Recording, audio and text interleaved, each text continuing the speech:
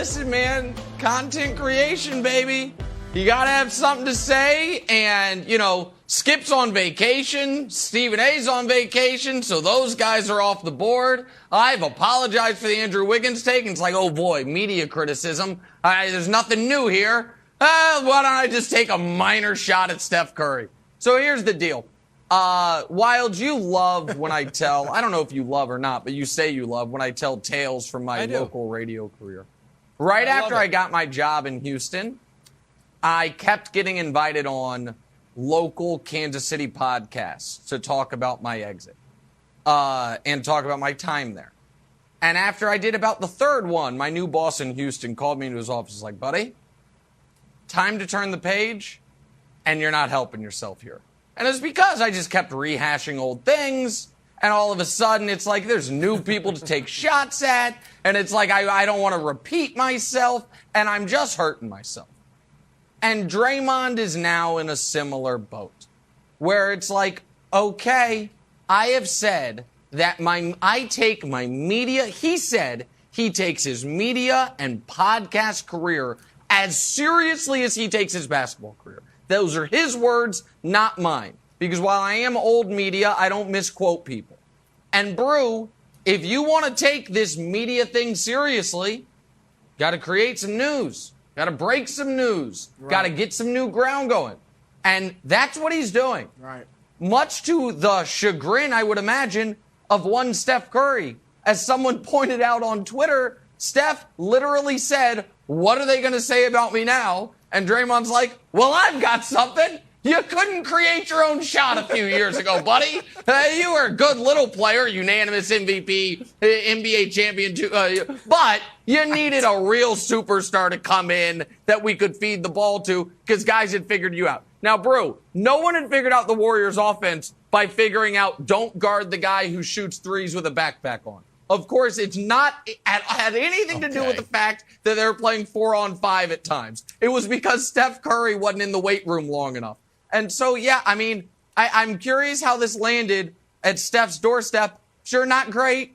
I'm sure he's used to, Draymond talking a lot, but I don't think it landed great with the newly minted Finals MVP, Stephen Curry. Well, look, I'm sure Steph's mature enough to just let it, bounce off his back. I don't think he'll worry about it. But the fact is, Nick, Draymond's not making sense. Okay, you said, first of all, you said Steph couldn't create his own shot, to your point. Well, okay, he averaged 30. All right, he was a unanimous MVP that season. It seemed like he was fine, okay? And then as Dre keeps going on, I don't think we showed it in the clip, he admitted, and he said it before, the Cavaliers in those finals were double-teaming Steph, even when KD was there. Now, why would you need to double-team him if he can't create his own shot? You're not doubling him as he's running around the court, running off screens. You're doubling him when he has the ball. Why? Because he can create his own shot. He had handle back, in 2016 as well. So stop it, Dre. You're not making sense. Then he says teams have figured them out. Let's see. They were 73-9. Best regular season record ever. They beat an Oklahoma City team that was great with Durant and Westbrook. They were up 3-1 on the Cavs. And, Nick, if you remember, they had won all three of those games by double figures by an average overall of 20 points a game. They were destroying the Cavs. And then Draymond gets suspended, and the rest is history. So I don't know if he was just trying to avoid implicating himself, but that was the reality. So I don't believe, and then we don't, even if he thinks teams have figured him out, well, the next year you have Kevin Durant. So you don't know if they figured you out because you were an entirely different team. And so, look at this graphic. When Durant didn't play, when he joined the Warriors, they still won 81% of their games when Steph played. They won 61% when KD played without Steph.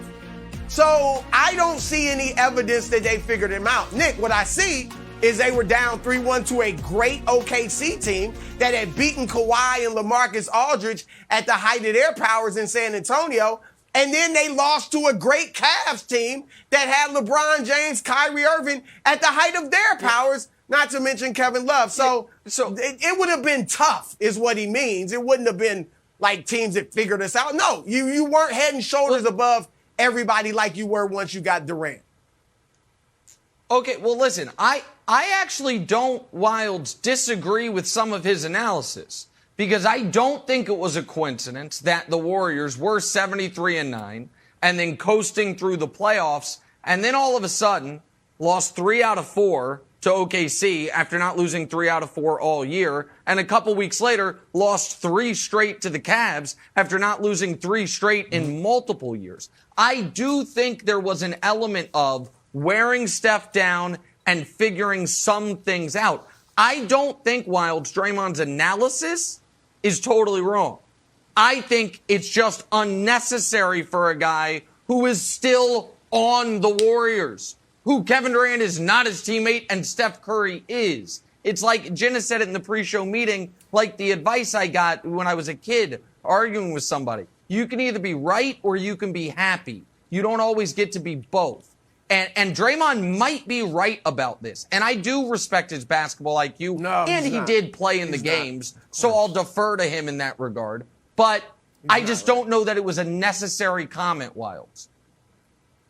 No, it probably wasn't. And I understand that there's an appetite to go over this championship or this little championship run with Kevin Durant, Broussard.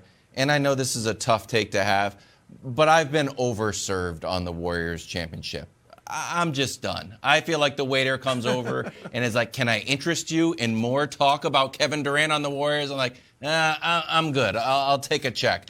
I would rather talk about the Warriors and KD. This is my point. The Warriors and KD's championship run has 10x the conversation around it as the Bucks championship.